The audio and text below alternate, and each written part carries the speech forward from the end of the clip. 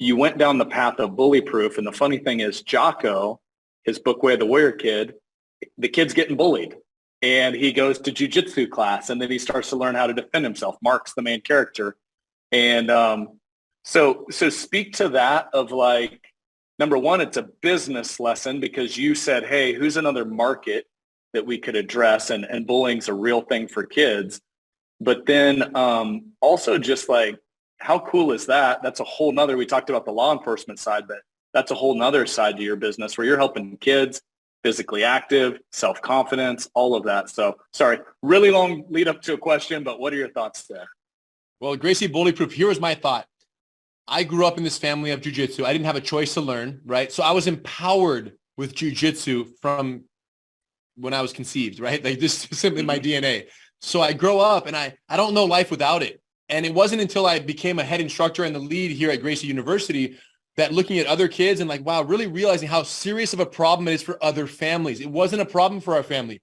I got bullied, dealt with it, handled the bully, verbal assertiveness, talked to him, handled it. And it's actually talked about in the book, one situation where I had a persistent bully in high school. I just dealt with it. You know, isolation principle, get him when his friends weren't there. This was not a very smart bully, by the way. He didn't know your family history. There you go. So I applied the isolation principle, got him away from his friends, and asked him when he was by himself. I just put it right to him, and we settled that real quick. There was no fight necessary because he felt my. Listen, when you have the confidence, you don't need the techniques because people can feel the assertiveness and the clarity and the posture. So nonetheless, I realized, wow, what an interesting thing. We are blessed in the Gracie family to have this from day one. So I created the Gracie Bully Proof program to empower other families around the world to also empower their kids the Gracie way from day one, from 2, 3, 4 years old, playing what's called the Gracie games. These are the initial 10 games that parents play with their kids to build the foundation for jiu-jitsu. Then they go into junior grapplers where they start learning techniques that build on those games. And they also learn the rules of engagement, right? Rule number 1, avoid the fight at all costs. Rule number 2, if physically attacked, defend yourself. Rule number 3, if verbally attacked, talk, tell, tackle, right? So we have all these procedures that kids learn. If rule number 4, never punch or kick the bully, establish control and negotiate. Rule number 5, when applying submissions, use minimal force and negotiate.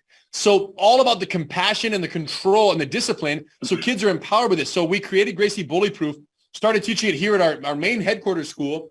It was so successful that then we started licensing other schools around the world to offer the same program, and we put it on video. So now we have tens of thousands of families in their homes who don't have a school of ours near them, but they want to begin empowering their children.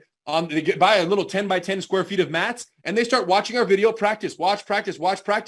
And those kids too, after 80 to 100 classes, they can earn belts through video evaluation. They send in a video of training with their parent, showing all their techniques, and we send them the belt based on their progress they're making at home.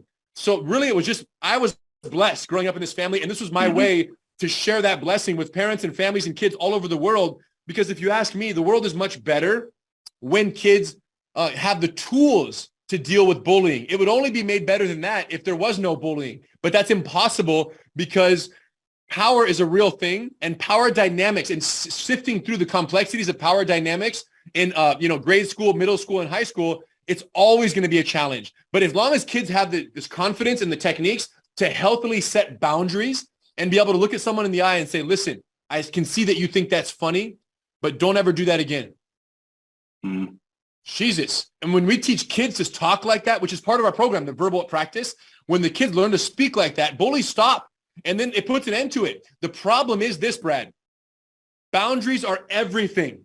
Everything in self-defense, whether it's a woman talking to a potential sexual predator who's encroaching on her personal space, for her to look him in the eye and say, hey, don't get any closer. That's critical, because when you say that, if he takes one more step, what does it tell you?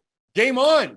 If he doesn't take one more step, now you have the chance to then go and get to safety, right? So boundaries are everything. The problem is people don't set boundaries that they don't feel capable of enforcing. Think about that. People don't set boundaries that they don't feel capable of enforcing. So to tell your child, hey, Johnny, go stand up for yourself. Tell him to stop bullying you. But not first giving that child the physical tools to enforce that boundary and stay safe if violently attacked. It's backwards. You can't do that. It's like telling the child, hey, honey, go surf. Go, go, go. You're going to love it. Surfing's so fun. Prior to teaching them how to swim. That's how backwards that is. It doesn't work. It shouldn't be tried. It's a disaster. So you have so many parents out there who will tell their child when the child's crying and depressed and, you know, they're not eating or they're not wanting to go to school. They say, hey, go tell the bully to stop. Punch him in the face. Hold on. You can't tell a child to do that if it would lead to their own demise, because the attacker, the bully, may retaliate and it would cause injury. So now you're asking a child to lean into a boundary setting behavior or physical or verbal behavior that could ultimately lead to their own injury. Humans aren't wired to do that. They're wired to survive, not to self-harm. So setting a boundary you can't enforce could self-harm. And this is why the world needs the Gracie Bully Proof program, and why it's been so helpful, because it's giving those children the physical tools. And then once they have those, Brad, and they can verbally assert, they don't ever have to get physical. That's what's so wild.